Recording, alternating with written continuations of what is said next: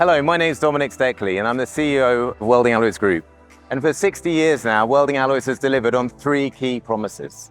Supply you can count on, delivering the right product with the right quality at the right time, keeping your production running. Technical expertise that genuinely works, making sure every solution performs as promised, reliably, safely, and consistently.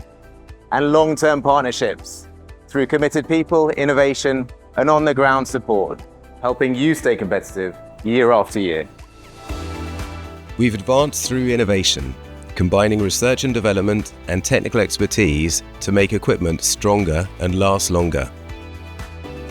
We measure success in reliability, in uptime, and in the trust our customers place in us. Worldwide, across every team and site, it's our people who make us who we are. Their know-how, their collaboration, and the hard work that drives our success. We don't just work with customers, we grow with them. Through enduring partnerships built on trust and expertise, we continue to shape stronger, more sustainable industries together. Today, we're driven by the same purpose: to deliver reliability through every wire, every machine, and every wear solution, evolving with technology and the changing needs of industry.